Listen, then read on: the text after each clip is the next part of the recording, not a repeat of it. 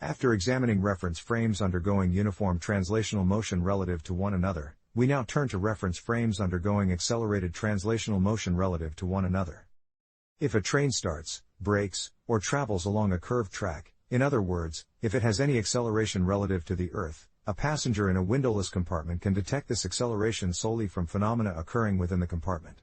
When the train starts, for example, the passengers feel themselves leaning backward. Alternatively, they may observe that a backpack suspended by a strap no longer hangs vertically. Thus, an observer can distinguish an accelerating reference system from an inertial one without looking outside. Systems of reference that accelerate relative to one another are therefore not equivalent. Let K denote a coordinate system fixed to the laboratory, and hence to the Earth, which we shall temporarily regard as an inertial frame of reference. Let K' be a coordinate system attached to a reference system undergoing a translational acceleration and not relative to K. We shall now examine how observers in K and K' describe and interpret the same physical phenomena in the following experiments. In the first experiment, we consider a small cart with a person seated in front of a table rigidly attached to the cart. A ball of mass m rests on the horizontal surface of the table, with friction assumed to be negligible.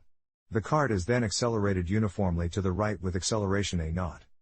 From the viewpoint of the observer in K, that is in the laboratory frame, the ball remains at rest, since the resultant of the forces acting on it is zero. Meanwhile, the accelerating cart moves toward the stationary ball. Consequently, the person seated on the cart approaches the ball.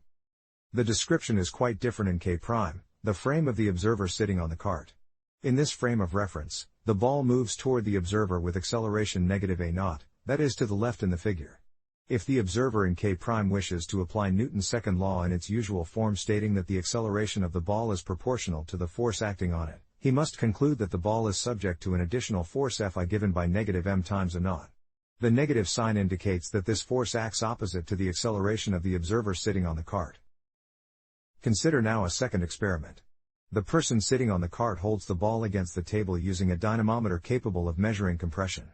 When the cart is accelerated to the right with acceleration a0, the spring of the dynamometer becomes compressed and indicates a force F0 of magnitude m times a0. The two observers in the frames K and K' again give different descriptions of the same event. For the observer in K or in the lab frame, the ball accelerates to the right because the compressed spring exerts a force F0 on it in that direction. Consequently, m times a0 is equal to F0, as expected from Newton's second law. For the observer in K', however, the ball is at rest.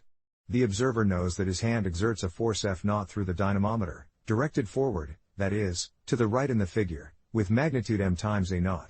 The question then arises, how can the ball remain at rest?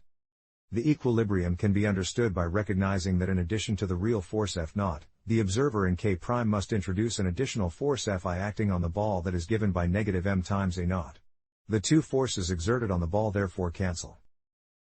Thus, the same physical experiment leads to two different descriptions. In the inertial frame K, only the real force exerted by the dynamometer is required. In the accelerating frame K', an additional force negative m time a0 must be introduced in order for the fundamental equation of dynamics to retain its usual form. The appearance of this additional force follows directly from the transformation between the two systems of reference.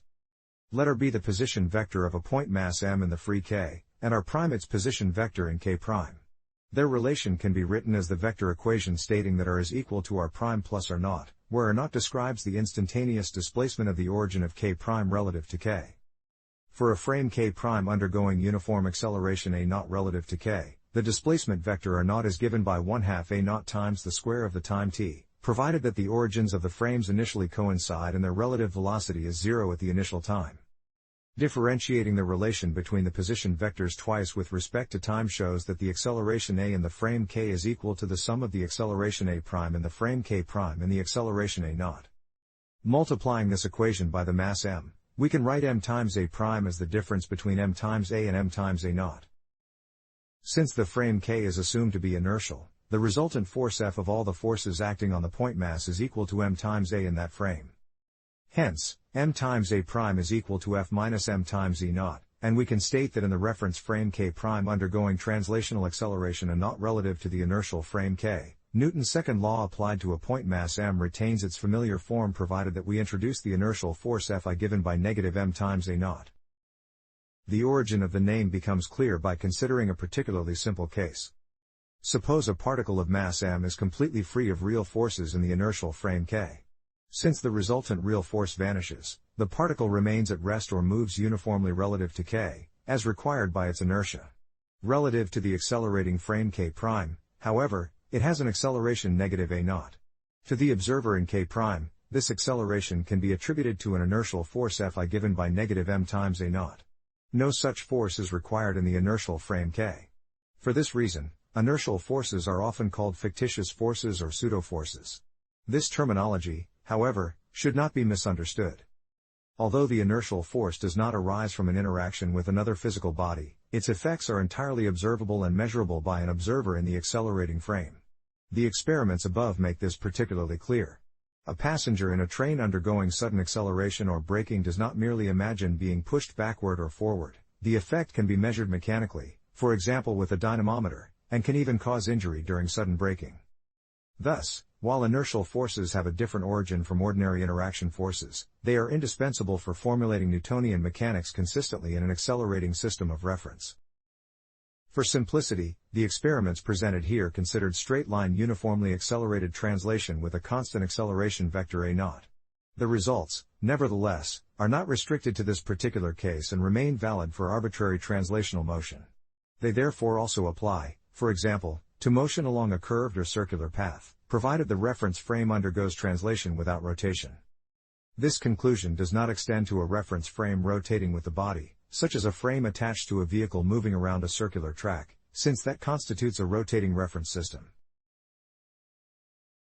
We now consider the case of passengers standing in a train that accelerates and leaning in the direction of the acceleration to maintain their balance. Demonstrating this situation with the person from the previous experiment standing on the accelerating cart, we can state the following. Seen from the frame K at rest, the center of gravity C of a passenger of mass m moves with acceleration a0, and the force F equals m times a0 required for this accelerating motion is the resultant force of the weight m times g of the person and the constraint force F' exerted on the passenger by the cart. From the accelerating frame K', the center of gravity of the person is at rest. Here, in addition to the real forces m times g and F', the observer introduces the inertial force Fi equals negative m times a0, acting at the center of gravity C. The three forces then have zero resultant, and the passenger remains in equilibrium in K'. For an extended body, the inertial forces acting on its individual mass elements are proportional to their masses and are all parallel to one another. Consequently, their resultant is equivalent to a single inertial force acting at the body's center of gravity. We now turn to a series of experiments involving elevators to illustrate the effects of inertial forces in accelerating reference frames. If an elevator accelerates downward with a constant acceleration a0 smaller than the gravitational acceleration g, a dynamometer inside the elevator indicates a force F smaller than the weight m times g of a ball of mass m suspended from it. From the viewpoint of the frame K associated with the Earth, the ball accelerates downward because its weight m times g exceeds the force F exerted upward by the dynamometer. The resulting acceleration is therefore a0, given by the difference between the weight m times g and the force F, divided by the mass m. From the viewpoint of the accelerating frame K', the ball is at rest. In this frame, the weight m times g of the ball pointing downward is balanced by the upward force F together and the inertial force of magnitude m times a0, directed downward. Thus, both descriptions lead to the same result. The force indicated by the dynamometer is equal to the mass m multiplied by the difference between the gravitational acceleration g and the downward acceleration a0. The limiting case in which a0 becomes equal to g, and the dynamometer therefore indicates zero force, can be demonstrated simply by allowing a person holding the dynamometer to jump from a ladder.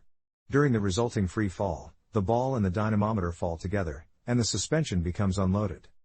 For an observer in an elevator accelerating downward, the effective gravitational acceleration is reduced from g to the difference between g and a0. Consequently, the role normally played by the weight of a body is taken over by an effective downward force proportional to this reduced acceleration. Thus, for example, a simple pendulum of length L has a period t given by 2 pi times the square root of L divided by the difference between g and a0. If the acceleration a0 exceeds g, the effective acceleration reverses direction. The observer in the elevator then experiences an effective upward force whose magnitude is m times the difference between a0 and g. In this case, the pendulum's stable equilibrium position is inverted, with the bob hanging upward, and it oscillates about this equilibrium with a period given by 2 pi times the square root of L divided by the difference between A0 and G.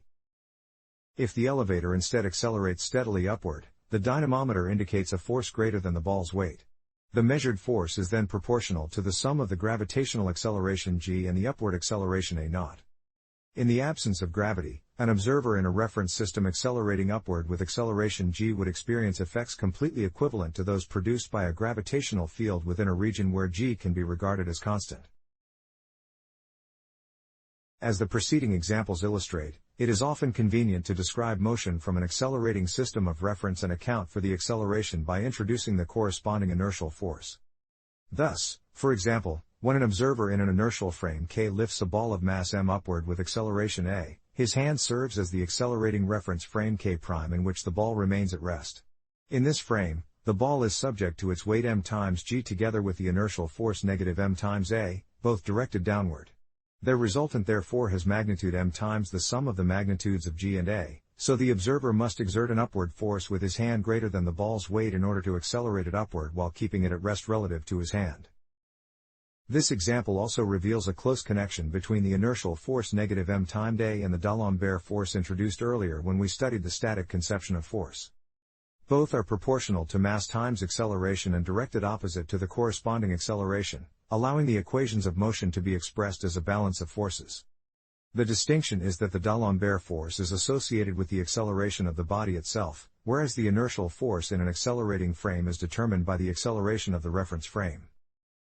Finally, we note that there is a clear mathematical distinction between Galilean transformations, which map inertial frames into one another, and transformations relating inertial frames to uniformly accelerating frames.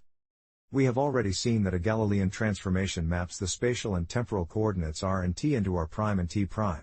The spatial transformation consists of a rotation represented by the matrix R, followed by a boost with constant translational velocity v0 and a constant spatial translation r0. The time coordinate is transformed by a possible time reflection, represented by the factor epsilon, together with a constant time translation t0. Thus, a Galilean transformation is affine in spacetime. The transformed coordinates depend linearly on the spatial coordinates and time, together with constant translations. The proper orthochronous Galilean transformations form the 10-parameter Galilean group, whose elements map inertial frames into inertial frames. Now consider a frame K' whose origin undergoes constant acceleration a0 relative to k. The spatial transformation then acquires an additional term proportional to the square of the time. The transformation of the position vector therefore contains the term a0 times the time t squared over 2 in addition to the rotation, boost, and spatial translation terms, while the time transformation remains unchanged. The crucial difference between the two transformations is this quadratic dependence on time. The transformation to a uniformly accelerating frame is therefore no longer affine in spacetime but is instead a polynomial transformation of degree 2 in the time coordinate. In this sense, Galilean transformations are affine transformations of spacetime, whereas transformations involving uniformly accelerating frames lie outside the Galilean group. One can, nevertheless, consider a larger class of polynomial transformations that includes these accelerating transformations.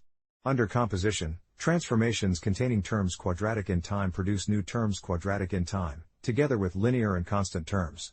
Consequently, an appropriately defined class of such transformations can be closed under composition, forming an enlarged transformation group that contains the Galilean group as the special case in which the relative accelerations of the frames vanish.